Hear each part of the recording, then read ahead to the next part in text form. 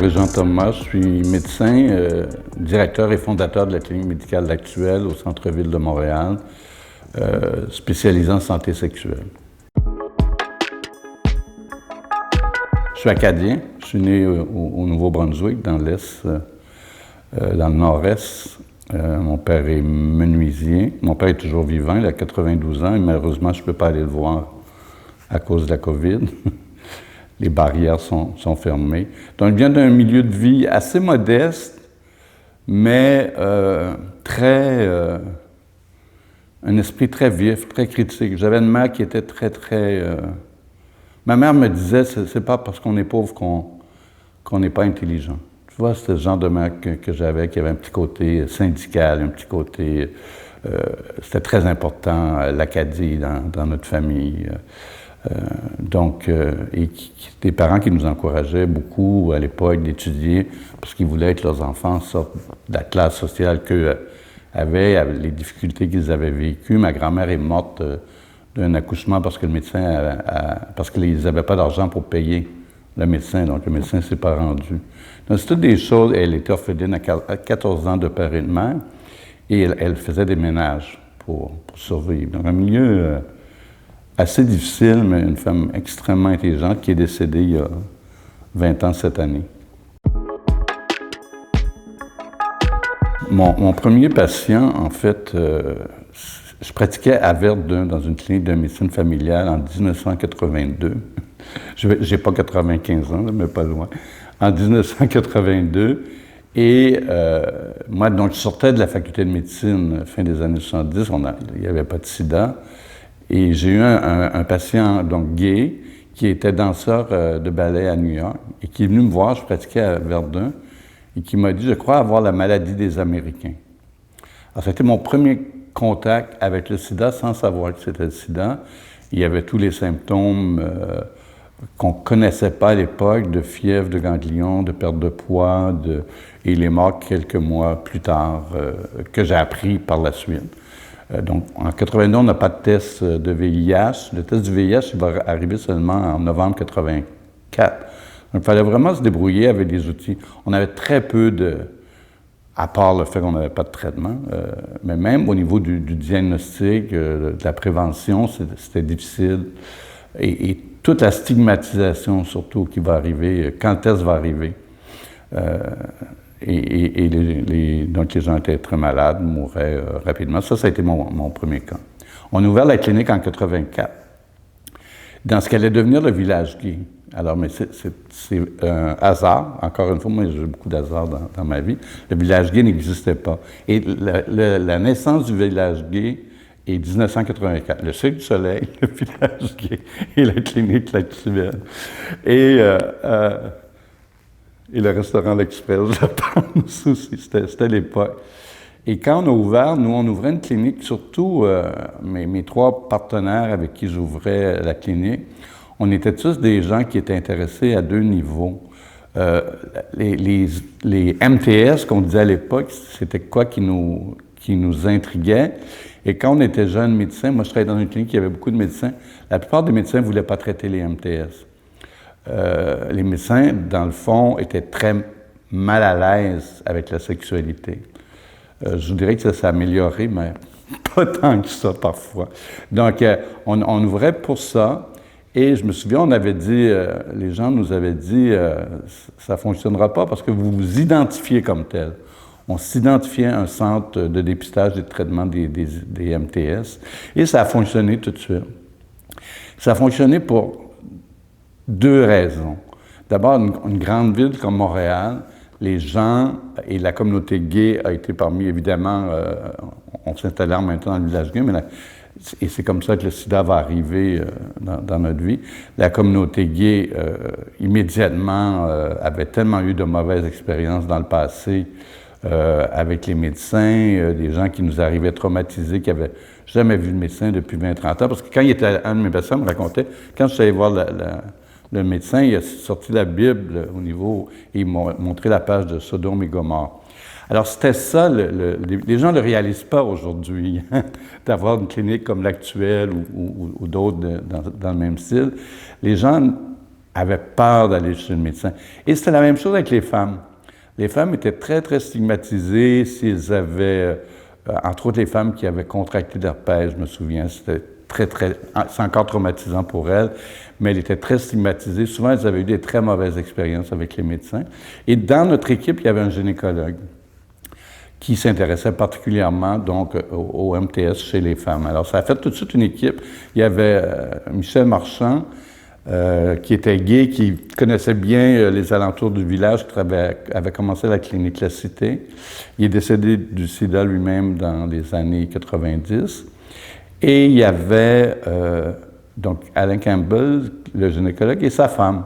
Ça a été comme ça qu'on a commencé les 4 en 1984, sur la rue Sainte-Catherine et Amherst. Aujourd'hui, on est sur la rue Maisonneuve et Amherst, 34 ans plus tard. Ça fait 35 ans la clinique cette année. C'est incroyable. J'ai commencé une phrase tantôt, puis je ne l'ai pas dit. Les 2 raisons du succès de l'actuel, c'est que les gens voulaient pouvoir être traités et respectés. Donc, il y avait beaucoup de stigmatisation envers les gens qui avaient des MTS. Et l'autre chose, c'est une certaine expertise aussi. Donc, quand ils venaient chez nous, puis les gens nous le disent encore, c'est l'expertise. Et j'ai vu récemment une femme qui est allée, je suis un petit peu du coq à l'âne, là, mais une femme qui est allée pour ce qu'on appelle la PEP, la prophylaxie post-exposition sexuelle. Si vous avez eu une relation à risque un soir, le condom brisé, vous avez pris de l'alcool, et vous vous réveillez le lendemain et « Ouf, qu'est-ce que j'ai fait hier soir? » Un peu, hein, comme ça peut arriver à beaucoup de monde. Et cette femme-là, elle a appelé au 911, elle s'est rendue à l'urgence à Notre-Dame. Et finalement, elle a abouti chez nous le dimanche après-midi. C'est moi qui étais là, qui travaillais ce dimanche-là.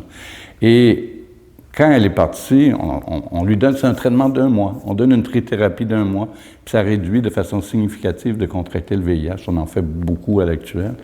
Et quand elle est partie, elle m'a dit, mais merci à tout le monde ici. J'ai eu vraiment l'impression de ne pas être traitée comme une putain, parce que c'était comme ça qu'elle s'était sentie avec les autres expériences qu'elle avait.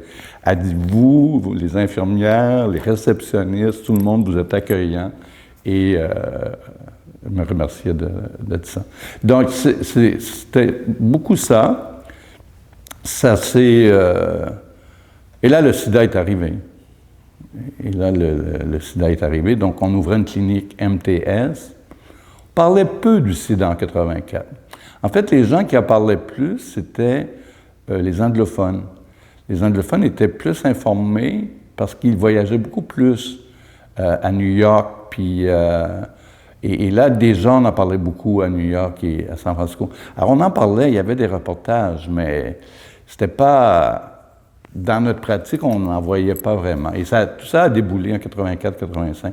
D'abord, en 84, le test du VIH est arrivé, ce qui nous permet d'offrir aux patients. Et là, c'était la grande stigmatisation. Et on se posait vraiment les questions. Mettons que quelqu'un qui n'avait pas de symptômes, ça fait penser un peu à la COVID, quelque part. Quelqu'un qui n'a pas de symptômes, est-ce que je dois me faire dépister ou pas? Puis à l'époque, il y avait tellement de stigmatisation envers les personnes atteintes du VIH que parfois on se posait beaucoup de questions éthiques parce que les gens perdaient leur emploi. Je me souviens d'une de mes patientes qui avait fait une émission à Tout le monde en parle. Pas Tout le monde en parle, Jeannette Bertrand. Elle avait fait Jeannette Bertrand, elle travaillait au ministère de la Santé le lundi matin, elle a perdu son emploi. Donc, les professeurs perdaient leurs emplois. C'était toutes les familles. L'autre jour, j'ai rencontré une fille, j'étais dans le Nord, et cette fille-là vient me voir, puis mon frère a été le premier patient atteint du sida à Québec, dans la ville de Québec. Personne ne voulait nous recevoir dans les écoles. Il a fallu qu'ils se battent, cette famille-là, pour pouvoir trouver une école, parce que leur frère était mort du sida. Alors, c'était vraiment ça à l'époque. Hein? C'était la peste gay qu'on disait. On appelait ça la peste gay, le cancer gay. C'était les noms qu'on donnait. Et donc, et là, ben, ça va débuter, puis ça va être la communauté, évidemment, des hommes gays. va être très, très, très, très, très touché, très affecté. Le sida était la principale cause de mort au centre-ville de Montréal chez les hommes pendant les années 90. Donc, tout le monde connaissait quelqu'un qui avait le sida, tout le monde avait un ami, tout le monde... c'était une période... À la clinique, c'était très, très, très difficile parce que on perdait notre infirmier, 2 médecins sont décédés, tout d'un coup, le réceptionniste, ça, c'est sans compter nos patients qu'on s'était attachés. La salle d'attente, à cette époque-là, la moyenne d'âge était de 30 ans. Aujourd'hui, les gens sont plus vieux qui ont le sida. La moyenne d'âge était de 30 ans, puis on voyait des gens arriver aveugles, des rétinites à cytomégalovirus, beaucoup de pneumonie, beaucoup de sarcome de Kaposi, cette espèce de cancer de la peau qui était... Il y a des gens qui avaient ça dans le visage partout. C'était notre salle d'attente. C'était assez déprimant et sans thérapie. C'était assez déprimant pour les autres gens qui venaient passer des tests. C'était très, très, très lourd. Et pour nous, c'était très lourd. Il fallait qu'on était une équipe très soudée. On était très, très soudés pour passer à travers tout ça. Puis c'était tous les jours. Puis des fois, ben, le soir, c'était des amis qui nous appelaient qui aussi, eux, étaient malades. C'était ça notre vie. C'est quelque chose de très rare dans l'histoire qu'un médecin puisse vivre ce que moi j'ai vécu. De sortir de la faculté de médecine, que le mot sida n'existe pas, qu'il arrive une maladie comme ça, qui touche les populations les plus vulnérables. On parle des hommes gays, on pourra parler des autres clientèles aussi.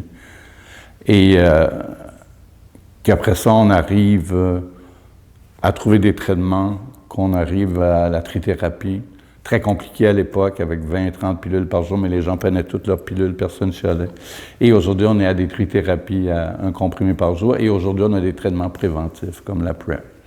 Donc, ça a été... La seule chose qui nous manque, en fait, il manque 2 choses.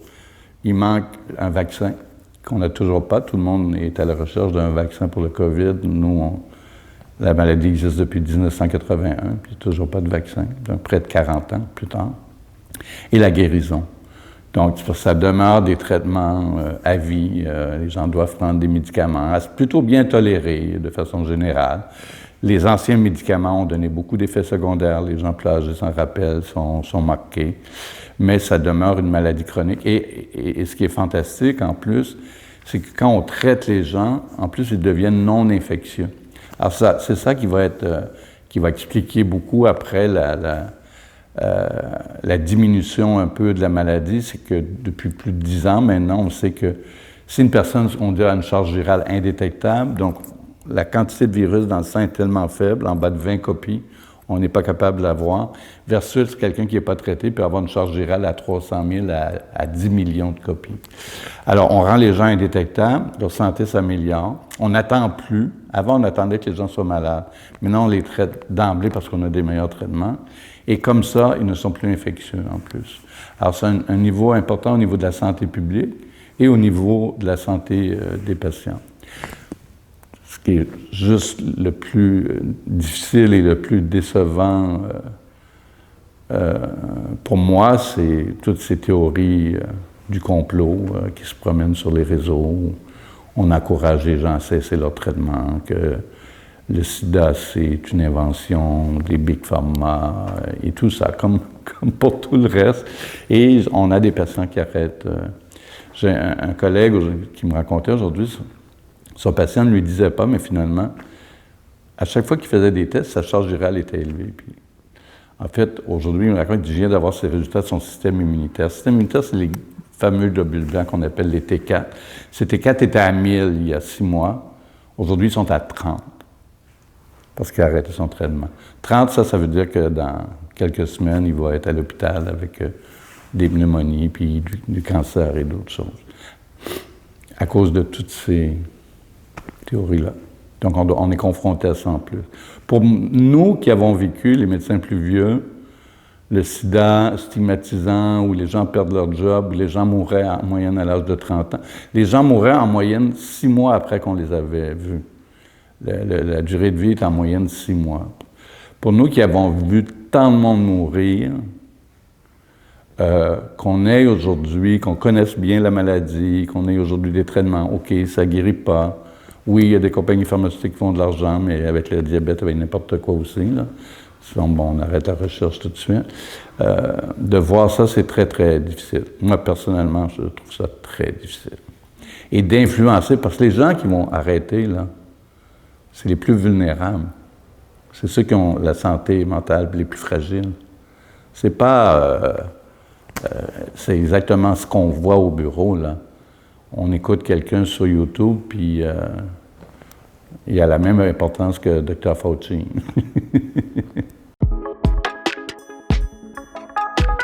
En fait, je m'en suis rappelé après, c'est drôle, parce que c'est un de mes amis qui me rappelle, il dit, tu te souviens pas, tu as participé à la formation du groupe gay de l'Université Laval. Je me souvenais pas. Moi, j'ai une drôle de mémoire, hein, donc... alors, c'est une autre époque, hein. Moi, je sors de la faculté de médecine en 79, je commence à pratiquer, 80, je suis gay, mais j'en parle pas. C'est pas connu dans ma famille, c'est connu de mes amis. Puis dans le milieu de travail, un peu. Et tranquillement, c'est sûr quand j'ai ouvert la clinique, là.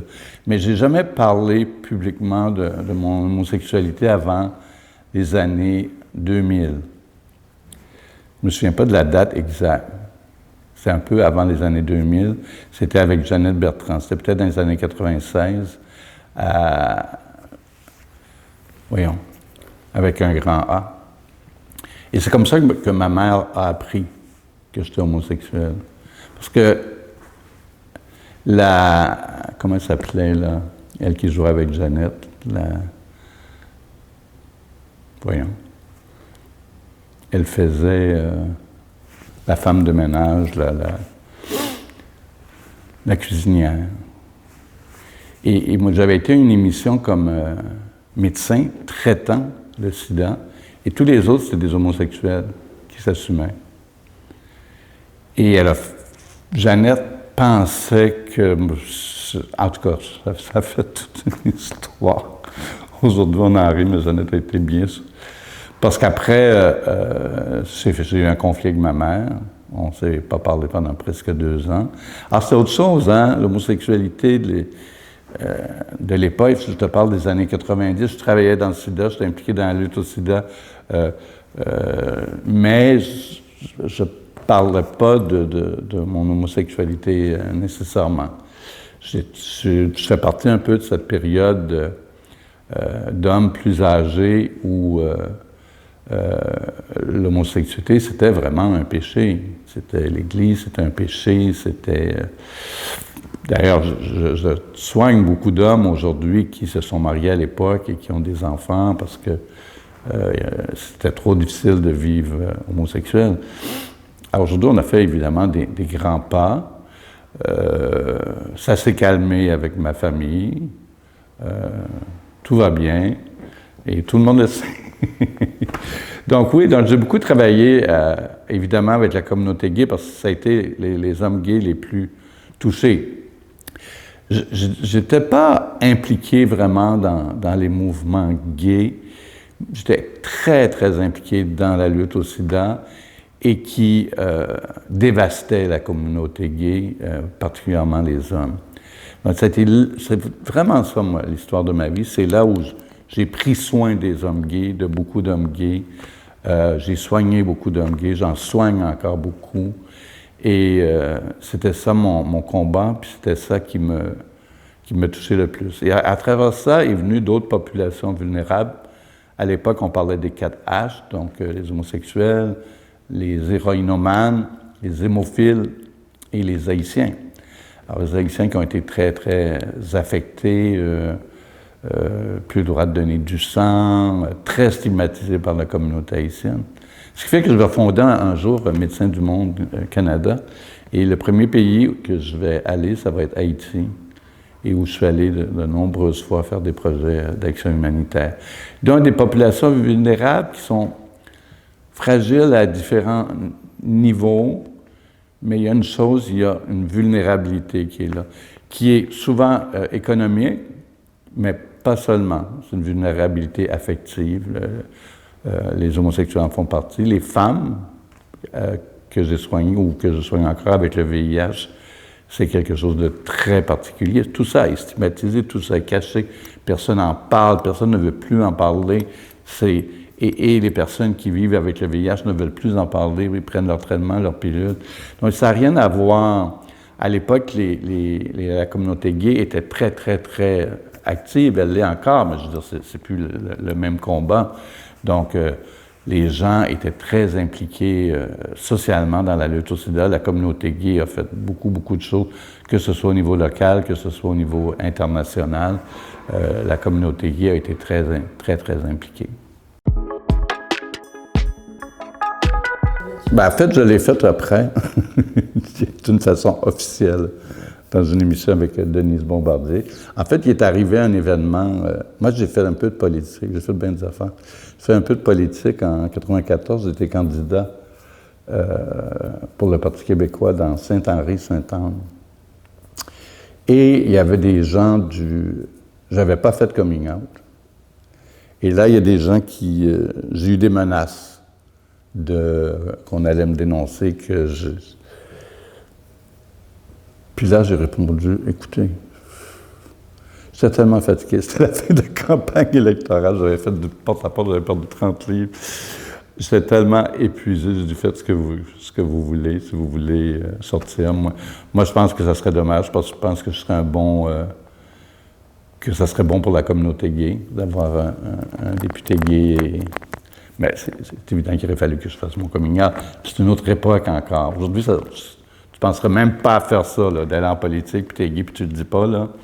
Mais c'était une autre époque.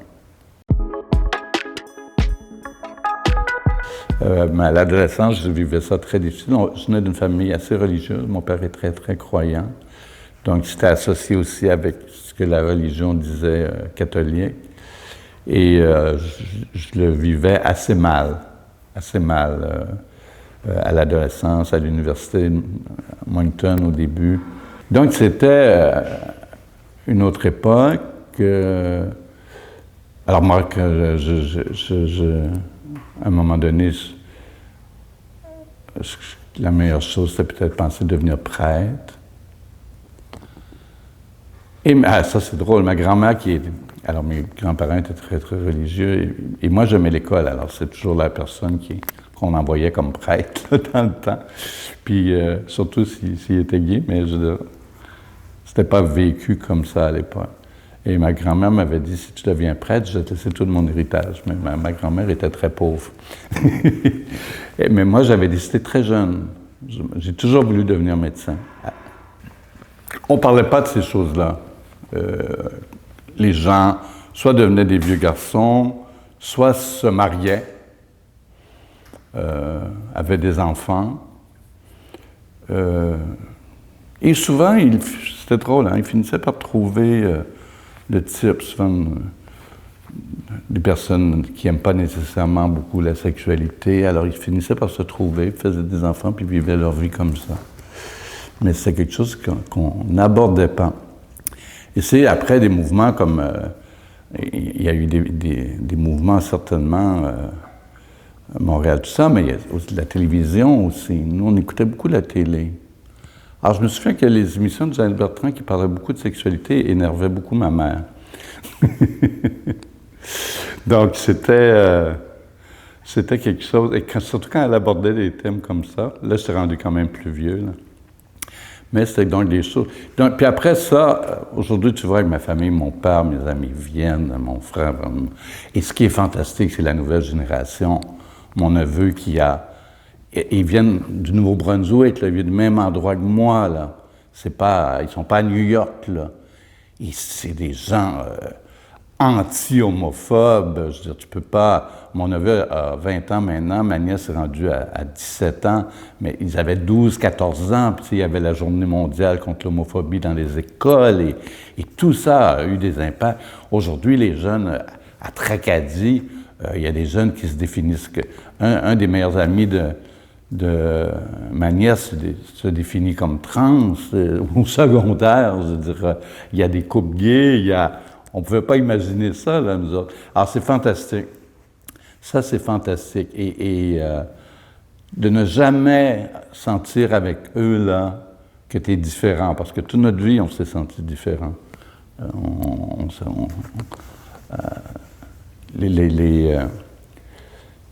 L'estime de soi, la communauté gay, les gays que je soigne, je peux pas parler de la communauté gay, les gays que je soigne, beaucoup ont des gros problèmes avec l'estime de soi. Et même chez les jeunes. Donc, il y a quelque chose encore. C'est pas tout guéri, c'est pas tout réglé. Tu sais, j'ai encore des patients qui viennent puis disent, je suis allé voir un médecin à Laval pour faire un dépistage. Quand j'ai dit que j'étais gay, il y a quasiment... donc, encore aujourd'hui, il y a encore des médecins, des professionnels de la santé qui sont pas à l'aise, des éducateurs, des professeurs. Et ça a été la première chose quand est arrivé le sida. Ça a été ma première observation. C'était pas juste que comment on allait lutter contre le sida. Et je me souviens, je faisais beaucoup de prévention à l'époque. Je travaillais en santé publique sur la Rive-Sud avec la clinique. Et je disais, il faut lutter contre l'homophobie. On n'arrivera pas à lutter contre le sida si on ne lutte pas contre l'homophobie et si on ne parle pas d'homosexualité. Et les professeurs, à l'époque, au moins, il y avait des cours de formation personnelle et sociale. Et moi, j'en ai fait beaucoup de ces écoles-là.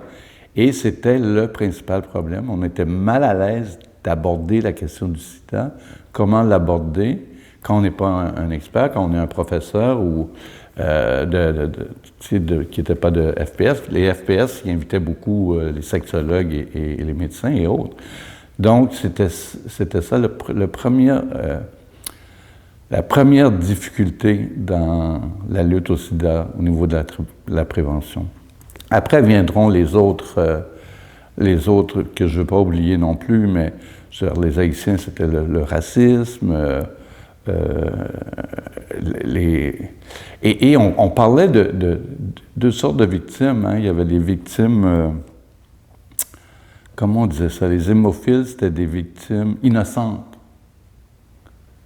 Et les autres, c'était des victimes coupables, donc. Donc, la toxicomanie, le sexe, l'homosexualité, tout ça, c'était des victimes coupables. Et n'importe qui a connu l'époque se rappelle de, je veux dire, le cancer gay, la peste gay, l'homosexualité qui venait de sortir d'une révolution a été très, très affectée. La lutte à l'homophobie, parce que tous ces acteurs-là, les principaux acteurs de la lutte à l'homophobie, plusieurs sont morts du sida eux-mêmes. Donc, et la lutte à l'homophobie s'est installée vers la lutte au sida. Donc, il y a un bond et et avec l'arrivée de la trithérapie et du fait que ça va mieux, on revoit ressortir la lutte à l'homophobie. Mais c'est très, très intriqué, ces deux choses ensemble, ça fait partie de l'histoire. Et donc les groupes comme ACT UP, comme tout ça, des groupes qui ont joué des rôles extrêmement importants dans la lutte au sida, venaient de la communauté homosexuelle, puis après se sont joints d'autres personnes, mais ils ont joué un rôle donc extrêmement important. Et les années 70, c'était la libération sexuelle, c'était la libération homosexuelle. Il y avait eu ces bars fermés, la police. Et le Québec a adopté une charte assez rapide pour inclure l'orientation sexuelle dans la charte des droits humains. Donc, il y avait un mouvement politique intéressant. Et le sida est arrivé. Et le sida a tué tout ce beau monde-là. Impliqués, les gens impliqués. Faut voir le film 120 battements par minute pour voir que c'était ça. Et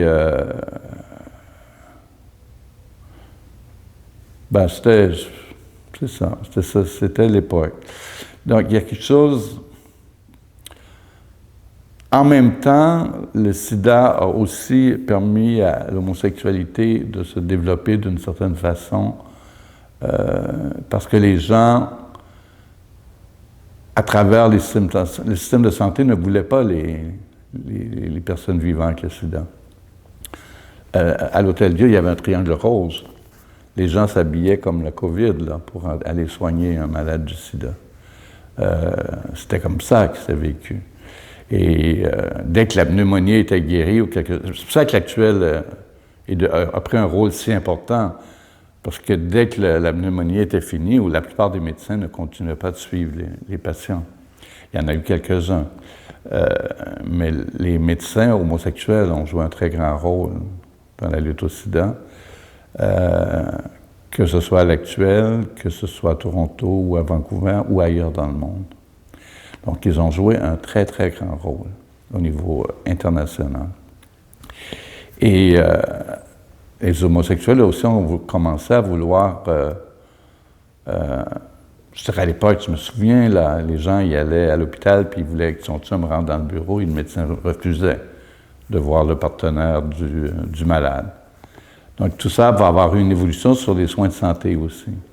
Le fait que d'essayer d'avoir une meilleure prise en charge globale pour les personnes atteintes du sida, puis maintenant j'irais plus général, ITS, toxico, autres problèmes de santé mentale, que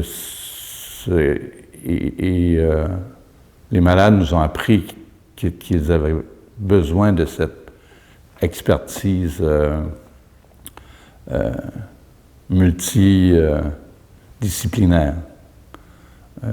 Parce qu'il y avait les maladies physiques, puis il y avait les maladies de l'âme. Il y en a beaucoup chez les malades du sida. Il y a beaucoup. Aujourd'hui, la population qui a le sida est plus âgée. 50% de nos patients ont plus de 50 ans, 40% plus de 60 ans. Ils souffrent beaucoup d'isolement. Et en ce temps de COVID, c'est extrêmement difficile. La détresse qu'on voit au bureau, c'est extrêmement difficile. L'isolement. Et quand on est gay et qu'on vieillit, c'est pas facile. J'imagine, là je dis ça, puis tout le monde va dire que c'est la même chose pour tout le monde, mais je pense pas que c'est la même chose pour tout le monde. Souvent on a des familles, souvent on a des enfants, on a des petits-enfants. Il y a des personnes âgées, très isolées, 70, 80 ans, que personne ne va voir dans les CHSLD. Mais la dépression chez les hommes gays plus âgés, l'isolement, c'est un problème. Parce que,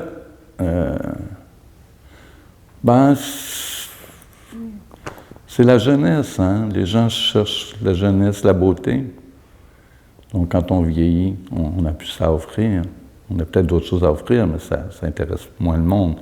La sagesse intéresse peut-être moins que la jeunesse.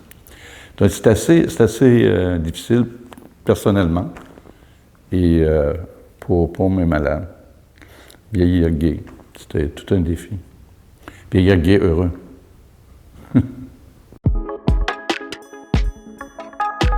Non. Non, le seul gay qu'on connaissait, c'était Michel Giroir. C'était la représentation qu'on avait. Donc, il n'y avait pas d'hommes gays politiques. C'était Michel Giroir qu'on entendait beaucoup parler. Mais quand tu es jeune gay, ce serait le fun d'avoir. Il a fait beaucoup pour l'homosexualité, Michel Giroir. C'est le fun d'avoir d'autres modèles aussi. C'est le fun d'avoir différents modèles. C'est comme ça que ça commence à être intéressant. Et c'est ce qu'on voit dans la vraie vie.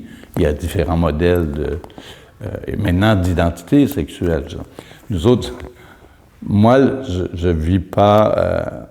On n'a pas vécu toutes ces questions d'identité qui ressortent là, de transfemmes, de transhommes, d'identité pansexuelle, queer. Moi, je suis un vieux gay, là, avec mes patients, j'en discute des fois, je fais rire, mais qu'est-ce que tu veux dire, t'es pansexuel? Pour moi, t'es bisexuel? Non, c'est plus que ça. Donc, on n'a pas... Alors, c'est très intéressant parce que j'en vois de plus en plus. Je ne voyais pas ça avant, là. Ça, c'est que je vois... Comme après-midi, j'avais un gars qui venait pour sa prep, puis, tu sais, tout... comme je dirais, là, l'air normal. Là, puis tout d'un coup, je voyais les ongles toutes bleues. Ça, c'est fréquent là maintenant chez les jeunes.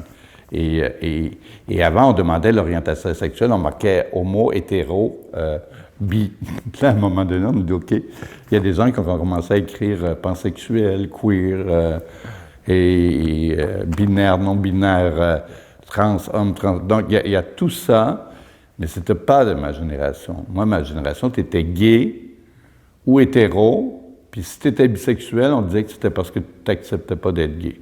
C'était comme ça que c'était vécu à l'époque. Les bisexuels, c'était des gens qui n'acceptaient pas. Bon. Donc, c'était des questions qu'on n'a pas discutées, qu'on n'a jamais abordées quand on était jeune. Il y avait, oui, on savait qu'il y avait des transsexuels, il y avait des travestis, il y avait des bars de drag queen, mais ça n'allait pas plus loin que ça, le questionnement, qui est totalement différent aujourd'hui. Et c'est très intéressant, mais en même temps, c'est pas facile à comprendre pour tout le monde, mais est-ce qu'on a vraiment besoin de comprendre? Hein? On peut-tu juste vivre et laisser vivre? Parce que moi, je suis vieux, là. Je comprends pas plus, là, qu'un autre. Mais j'ai tellement vu de diversité dans ma clinique. Je dis, ça fait quoi qu'elle se met du bleu sur les ongles ou qu'il ne sait pas s'il est un homme ou une femme ou il se questionne. J'ai des gens plus vieux, c'est assez intéressant. On a des gens qui ont 50, 60 ans qui disent qu'ils voudraient changer de sexe, qui ont été malheureux toute leur vie dans le sexe-là, et on en a qui le font. On a 2 médecins à l'actuel qui s'occupent principalement de ces clientèles-là, et il y a beaucoup de souffrance derrière tout ça. On ne le voit pas, on n'a pas écouté ça. Mais là, on n'a plus le choix. Les gens, ils s'identifient comme ils veulent, puis, et ça, c'est bien. Et je pense que la chose à apprendre, dans le fond, c'est la même chose comme l'homosexualité qu'on ne comprenait pas dans le temps, c'est... On ne vous demande pas de comprendre. On ne comprend pas tout nous-mêmes.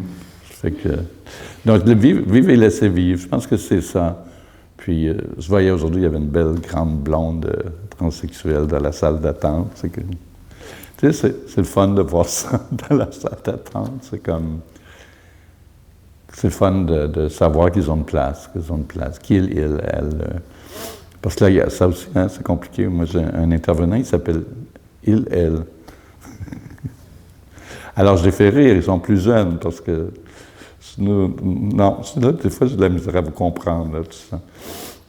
Mais c'est pas grave.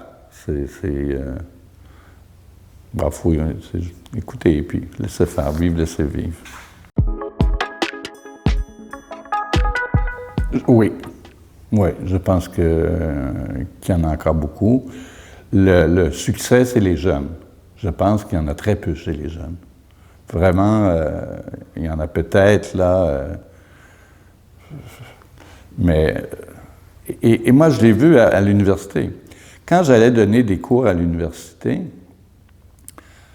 en médecine, sur le sida à l'époque, il n'y a jamais un gars qui venait me voir. Vous savez, après les cours, il y a des gars et des filles qui viennent poser des questions. Jamais un gars venait.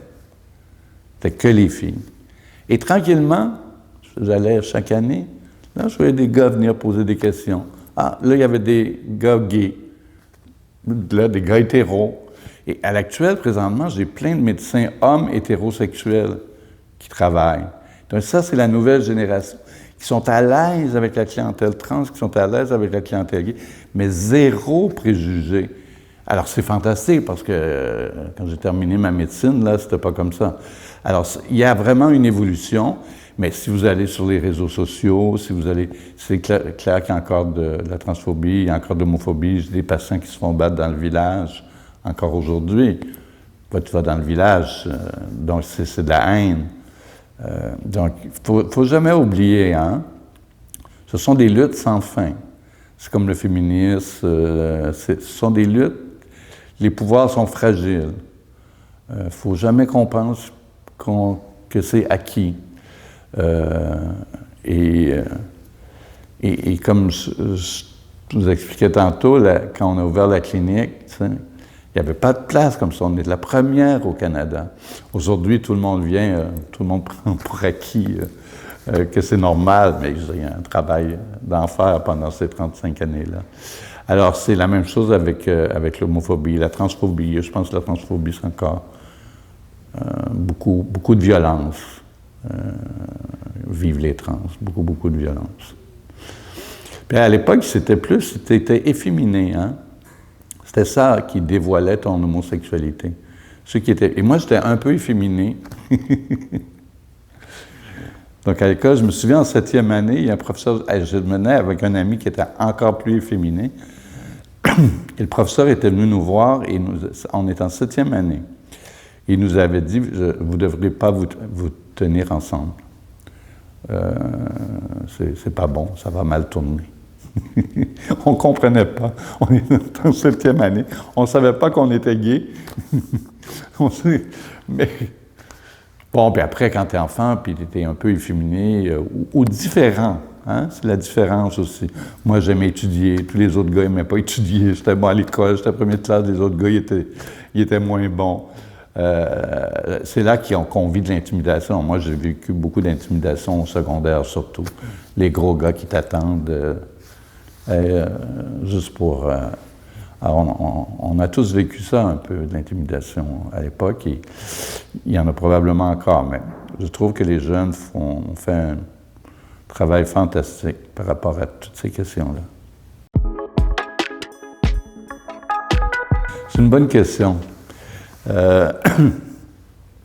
Par exemple, entre les jeunes et les plus vieux, je ne suis pas sûr. Je suis pas sûr.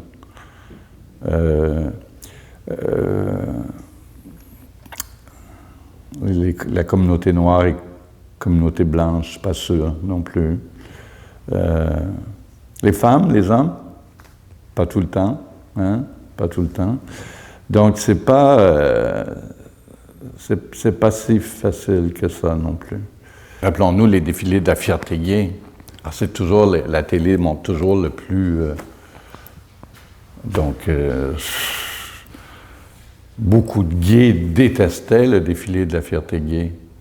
Parce que l'image qu'ils envoyaient, c'était soit les gars en cuir, soit les trans. Puis quand ils arrivaient dans la famille, leur famille à la maison, la famille avait vu ça et s'identifiait pas. Je pense qu'aujourd'hui, ça, c'est pas mal du passé. Je pense, même si ils s'identifient pas comme ça, je pense pas, je dirais qu'on n'aime pas un défilé de la fierté gay aujourd'hui. Mais il y a une époque. Et moi, je me souviens, quand je travaillais, il y avait toujours des patients qui m'en parlaient. Qu'ils n'aimaient pas ça, que ce soit cette image-là qui soit véhiculée. Parce que ça ne les identifiait pas.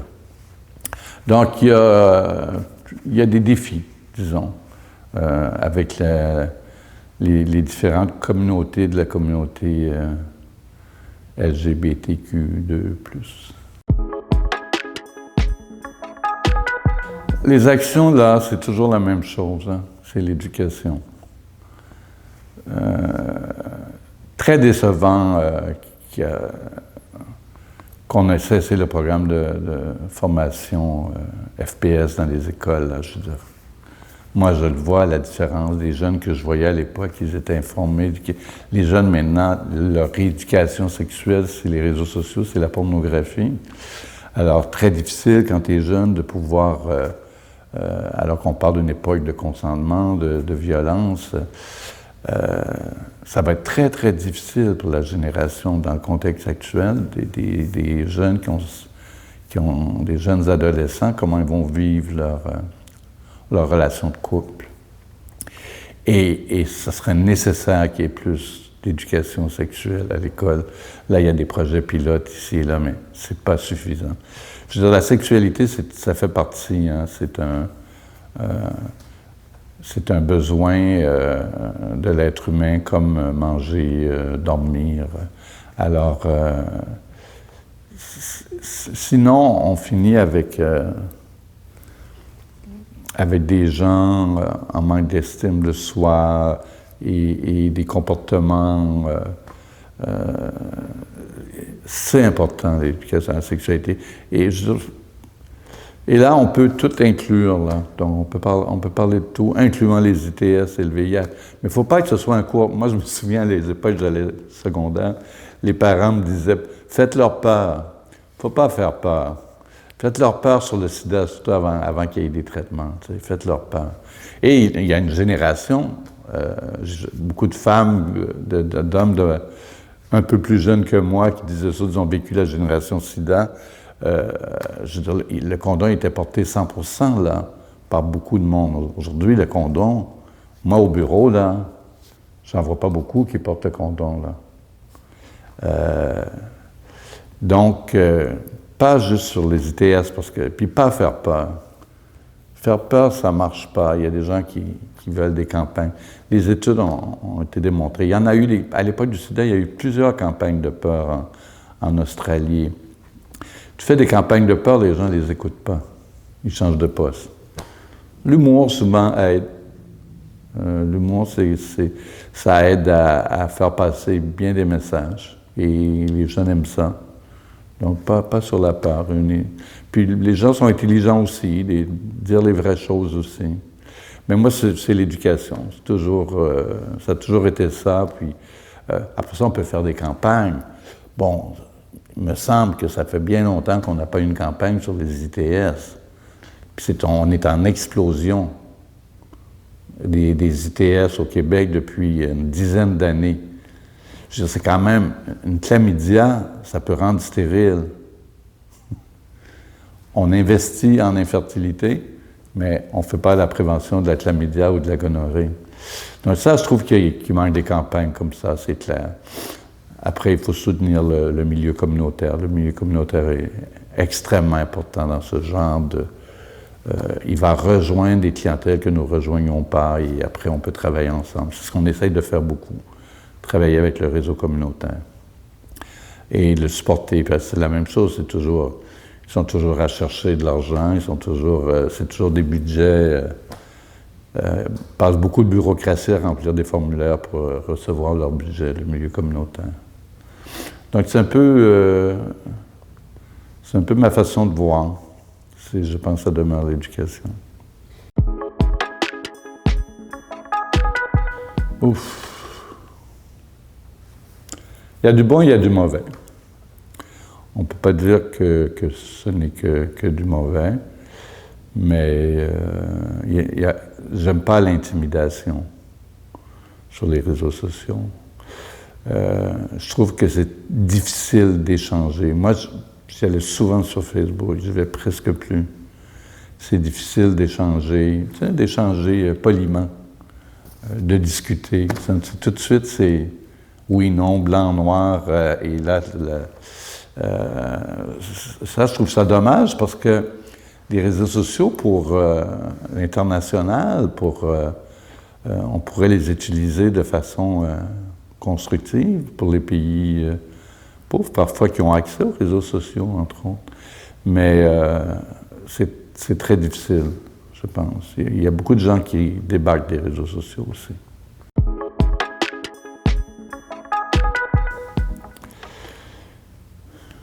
Mais des fois, moi, quand j'annonce à quelqu'un qui a le VIH, je lui dis, trouve-toi un ami important que tu puisses en parler.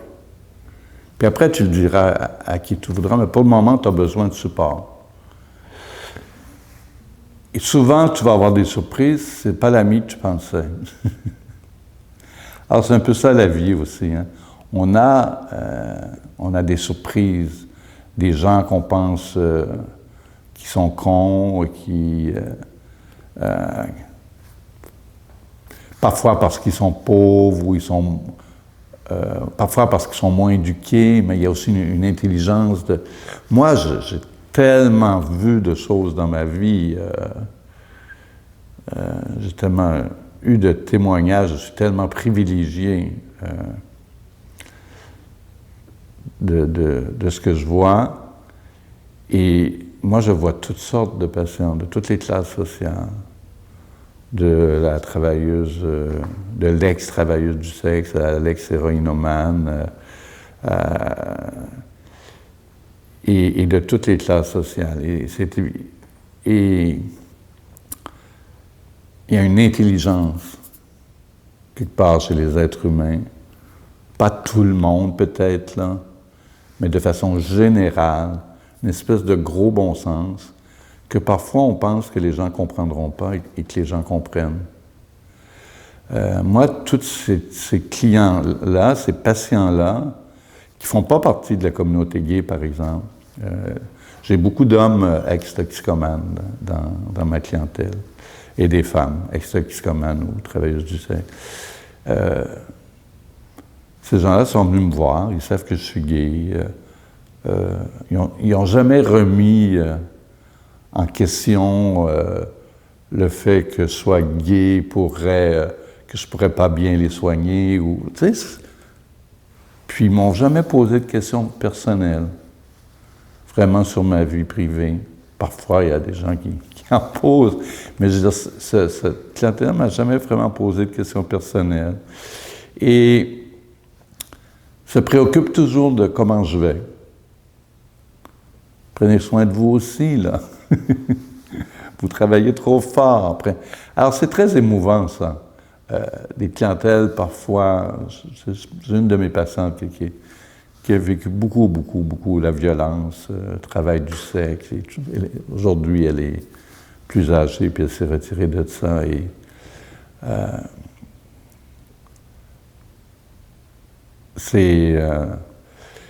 c'est des témoignages de vie. Tu sais, chacun de mes patients peut être un film. Chacun. Toutes des histoires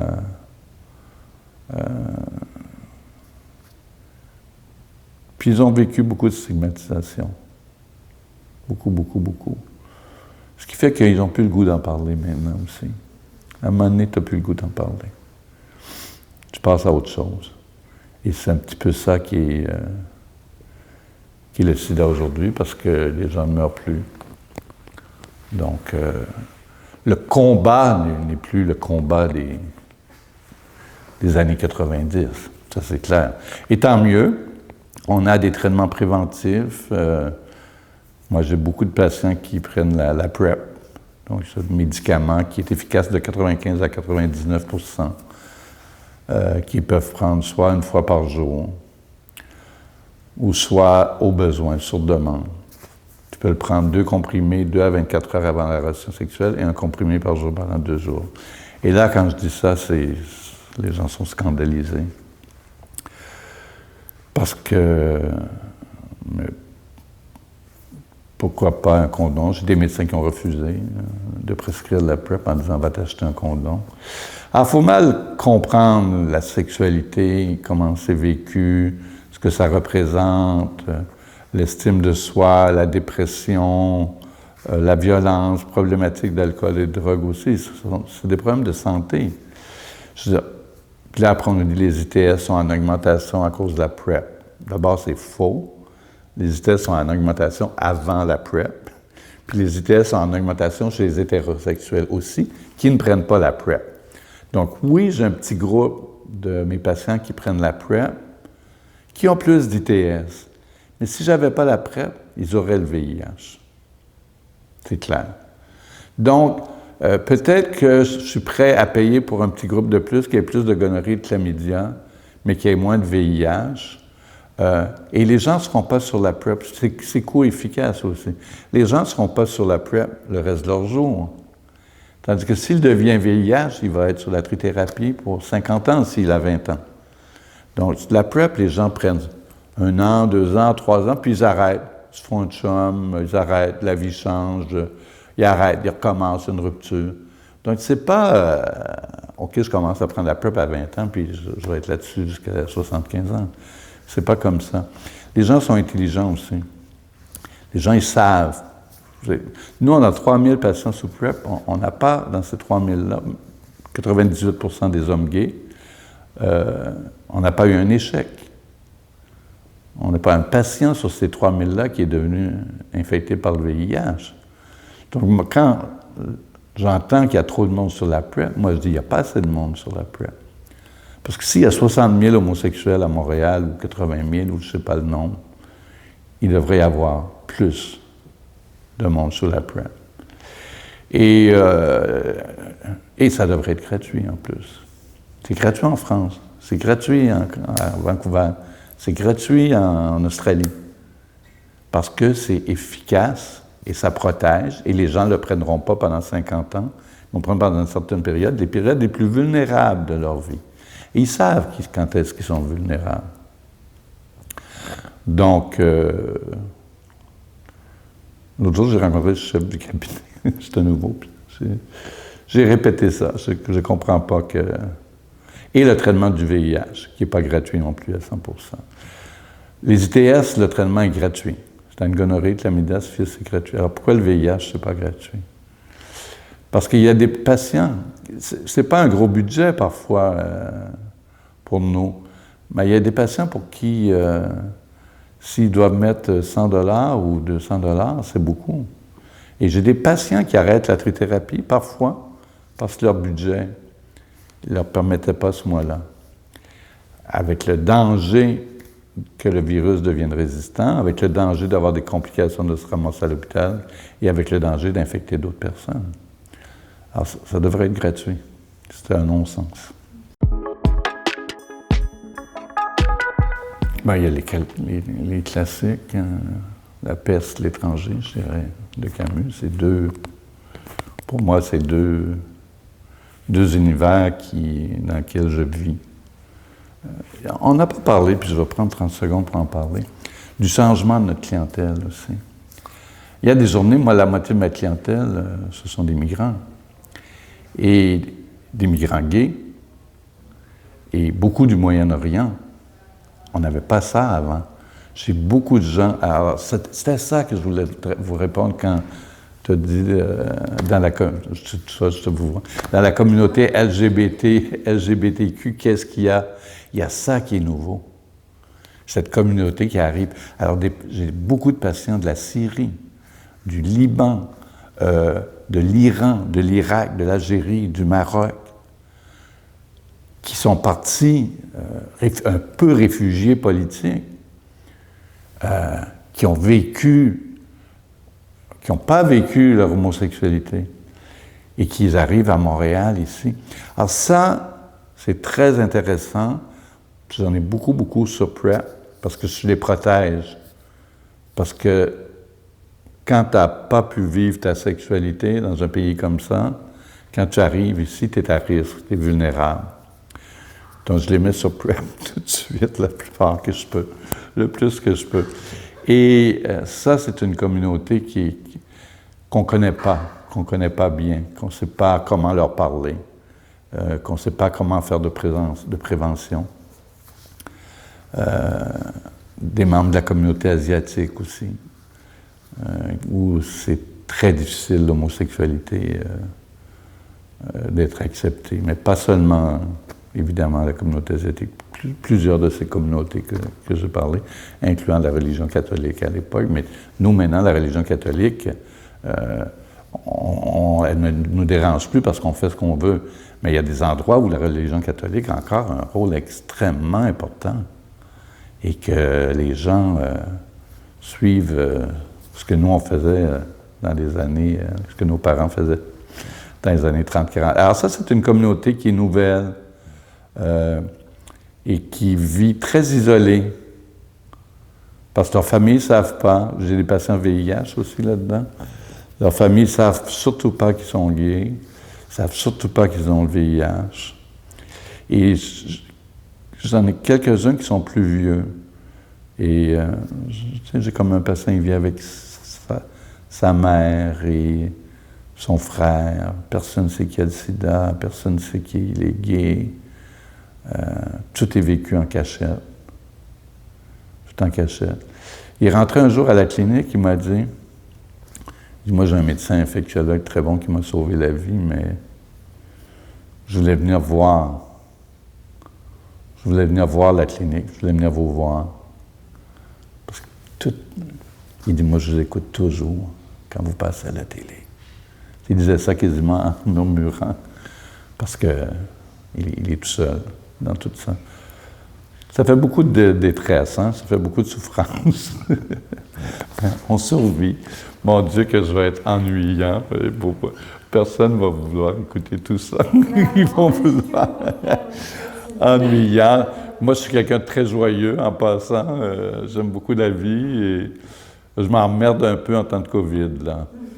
Donc, un livre, pour ceux que les gens intéressent, ou vraiment le sida, là, on peut... L'histoire du sida, un livre écrit par Jacques Beaulieu, qui est professeur au Sud, qui a vécu en Afrique à l'époque du début du sida et de la colonisation. C'est extraordinaire. C'est extraordinaire. L'histoire, là, de comment ça arrive en Haïti, comment ça se propage avec les produits du sang qu'on vendait. Il y a tout... Écoute, c'est extraordinaire. Alors, pour ceux il y a des chapitres un peu plus difficiles à lire, il y en a qui sont plus faciles. Puis ceux qui croient que le sida n'existe pas, vont voir les millions de personnes qui sont mortes, surtout en Afrique, et qui meurent encore en Afrique. Il y a toujours 70 000 personnes qui meurent par mois du sida dans le monde. Il y a toujours des milliers de nouvelles infections à VIH, particulièrement chez les jeunes femmes en Afrique du Sud, qui deviennent infectées parce qu'ils n'ont pas la preuve. Et là, tout l'argent s'en va à la COVID. Il y a un grand danger de la communauté internationale SIDA que les gens aient cessé leur traitement. Moins d'argent, pas capable de se rendre à l'hôpital ou à la clinique. Comme on voit dans les pays riches aussi, hein, les gens qui ont le cancer ou qui attendent pour une biopsie ou une gastroscopie, il y a 8 mois, 1 an de retard sur les listes d'attente. Donc, il y a une grande inquiétude. Puis je ne dis pas que la COVID, c'est pas important, là, c'est pas ça que je dis. Mais les populations vulnérables, il ne faut pas les laisser tomber. Et il faut y penser. La détresse des gens qui perdent leur emploi. Donc, et la pauvreté dans le monde. L'ONU-SIDA prévoit qu'il y aura peut-être 500 000 victimes de plus du sida dans la prochaine année à cause de la COVID, de l'interruption des soins, de le fait que tous les chercheurs, que tout l'argent à la recherche, je veux dire, l'argent ne tombe pas des arbres, là. L'argent qui va à la recherche sur le sida, maintenant, il va à la recherche sur la... faut que tu écrives COVID. Si tu veux un projet de recherche, là, accepté, ça peut être COVID et sida, COVID et tremblements de terre, COVID. Mais il faut qu'il y ait le mot COVID.